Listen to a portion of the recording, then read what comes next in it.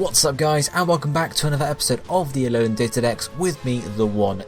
In the last episode we covered Mudtail, of course, the nice bulky ground type, and I offered you a choice between sort of two bulkier Pokemon. We have Komala and we have Komala, and Komala came out on top only just there, but that's who we'll be covering today. Of course we have next episode's vote, and we're going from bulk to sort of zippy, and we have Ribombee or Minior. So we've had Ribombee before as a vote option, it failed, but it's back again. And then we have Minior, the new one, the new guy on the block basically. You can have the Bug Fairy type Ribombee or the Rock Flying type Minior, depending on which zippy one you want to see. Let me know down below by commenting either Ribombee or Minior, and the one with those votes will be covered next episode. But for now, let's jump in and have a look at Komala. So Komala is number 775 in the National Pokédex, is the drowsing Pokemon and a pure normal type. It stands at only 1 foot 4 inches or 0.4 meters, so it's fairly small, and weighs 43.9 pounds or 19.9 kilograms. It's in the field egg group for breeding, and the male-female split is a simple 50-50. And looking at its evolution chain, it doesn't evolve from or into any other Pokemon, damn you Game Freak. And then looking at the base stats, you can see its highest stat here is attack at 115. Moving further down we have special defense at 95, and then sort of special attack at 75, and then health points, defense and speed all at 65. So really high attack, but the rest is sort of mediocre, nothing really to talk about at all. But where Komala really comes into its own is in its ability Comatose. This, as the description says, is always drowsing, will never wake up. But what does that mean? Well, the effects it has, it means it's always got sleep, the status condition, but it doesn't actually sort of show it, and it can still attack even though it's asleep. So it can actually use stuff like Sleep Talk or Snore, can't use Rest though because it's already asleep, but it will also receive double damage from stuff like Hex, if of course it's not a normal type, and Wake Up Slap 2, and Dream Meter affects it and stuff like that, so there's little things like that, but it can't be removed at all. So it's a pretty good ability because generally it means you can't be burned, and that's a pretty big thing for a physical attacker. But being a pure normal type does mean, of course, it doesn't resist anything, it's weak to fighting, it is immune to Ghost, which is good, as I mentioned with Hex, and it takes neutral from all the other types, but really normal's not a great type. The normal stab really is just, it's nothing special at all. It hits, okay, some things for neutral damage, it's not super effective against anything, and it's resisted by a few things too. It's really not a good typing to have, but Komala can still make use of it. So the moves. We're looking at Komala in a few different sort of usages. The first is sort of your generic, it's more of a attacking hybrid bulk, because it can go full attacking because the rest of its stats are fairly mediocre, but the fact that it can get burned means it can go bulky and still not have to deal with being burned, and then if you have a bulky attacker that gets burned then you're sort of screwed because you have neither physical damage anymore or any sort of bulk, because the burn will slowly weigh you down. So we're looking at that, and we're also going to look at more of a supportive set too. So move wise, we've got a few level up moves. The first is level 11 Rapid Spin. This is for the supportive set, obviously, removing any hazards from the field for you, so it's pretty decent however you decide to use it, so we'll look at that later on. Then we have level 31 Sucker Punch. Even though it's asleep, it can still Sucker Punch people, pretty cool. Obviously it's pretty good for a physical attacker, especially one with a fairly low speed like a Komala, so it can hit some nice Pokemon in before it gets taken out itself. And then one final level up move is Wood Hammer, a very powerful grass type move, 120 base power, of course. Not the, I won't say reliable move, but it gives you recoil damage, of course, so you have to beware of that. Not beware, we're looking at Komala today.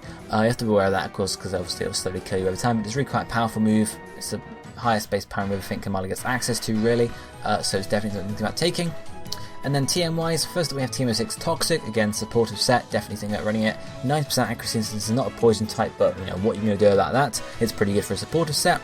Then we have TM08 Bulk Up, this is for the hybrid attack defensive set. Of course this is going to raise your physical attack and your physical defense, of course that works for that set, so pretty good there. Moving further on then we have TM17 Protect, again this can work in a supportive, already an offensive capability to help leftovers restore your health points and stuff like that, so it's generally a good pick for Komala. And then TM26 Earthquake, of course you'd want to run this if it gets it, base 100, decent, ground damage, boom, pretty good.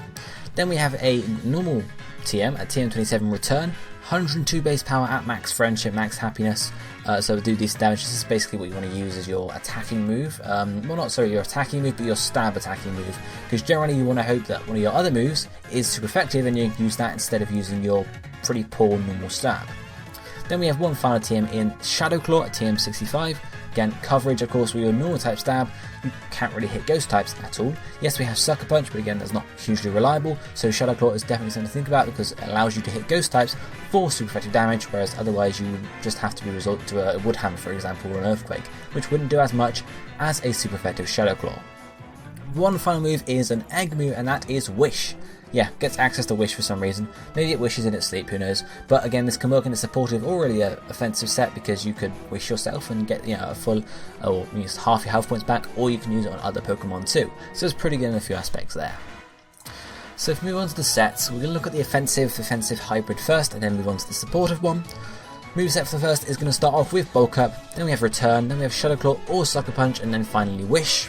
Ability is Comatose, of course. Nature is a careful one. Held item we have Leftovers, and the EVs we have maximum health points and special defense, and the last few in physical defense. So with special defense being our highest defense to begin with, we want to build on that really, rather than trying to equal them up, because you just think about raising your bettering your betters, I suppose, and then switching out when there's something that threatens you comes in. So looking at the moves, we have Bulk Up, which is the main sort of idea for this set. You want to be bulky up as much as possible because it's going to make your physical defense better, which of course we're not really investing in to begin with, but once you've got 2 or 3 Bulk Ups off, that thing is going to be pretty solid. And of course it's going to raise your physical attack, which means you'll be able to start dishing out more and more damage. We have Return as our stab. Generally, if you haven't got any moves that are super effective against your enemy, using Return will do the most damage because of your stab with it, and it's a pretty high base power move. Shadow Claw or Sucker Punch is an option here, because of course you can use Sucker Punch with the priority, but Shadow Claw is, I guess, slightly more powerful, and it does, I don't want to say, yeah, it does more consistent damage, because of course Sucker Punch only works if they're about to attack you. So if you want consistency, go for Shadow Claw. If you want those sort of off the cuff moments, go for Sucker Punch. The last option here is Wish. You could run Wood Hammer if you wanted to, or Earthquake as another option. Of course, Wood Hammer will give you the recoil, which will sort of defeat the purpose of raising your defenses, so maybe not Wood Hammer here, but Earthquake is definitely an option. But Wish here, of course, is for the offensive set to actually restore your health points. If you have other Pokemon on the team that could do that, you could sacrifice the Wish, but it just means if you get 2 or 3 Bulk Ups off and then you're at 25% health points, you have to switch out and you've lost all those stat boosts, whereas if you didn't, at 50% you can just wish up and then you can make use of that and sort of keep on snowballing like so. So that's the options there. We have the Careful Nature to boost our special defense even more while lowering our special attack, since it's not being used, and the Leftovers is our held item, of course, because we want some health and restoration, if we're not using Wish every single turn basically.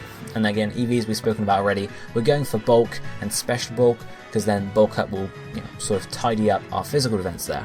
In terms of how you use the set, it really just centers around the Bulk Up. You want to Bulk Up at least twice, if not 3 times, if not whenever you have free time. Basically, once you drop to 50% health, throw a Wish out there. You're not the fastest, so you're definitely going to need to do so. And then when you're in a healthy position, go for your Returns, go for your Shadow Claws or Sucker Punches, and start dishing out damage like so. Of course, the benefit of Comatose is you can't be put to sleep. Well, you're already asleep, so you can't be put to sleep. Of course, we get the idea. You can't be burned is the main thing, because of course that would reduce your attack stat. You can't be poisoned, so if you're bulky, you can't be toxic, isn't going to affect you really. And obviously you can't be frozen, but that's not really a huge thing anyway. But the main thing is the burn. No one can come in and just will-o-wisp you and completely nullify you, so you're pretty good just to keep on rolling through the battle. So let's look at the second set as well, because as I mentioned, you can use it in a supportive role rather than just offense and defense. So the moves here we have Rapid Spin, Wish, Protect, and Toxic. Ability is Comatose once more, of course, there's only one available. Impish Nature this time, held item being in Leftovers, and the EVs are more spread out this time. We have full max health points and then 144 in special defense and 112 in physical defense. So the Impish Nature combined with that EV spread means that your defenses are pretty much the same. Previously we didn't have to worry about that because we were going to use Bulk Up to tidy up our physical defense, but of course we don't have that option here, so we have to do it from the start to give us an all-around bulk. Leftovers is our held item again because we do want to stay alive basically, but the general idea here is you can switch in.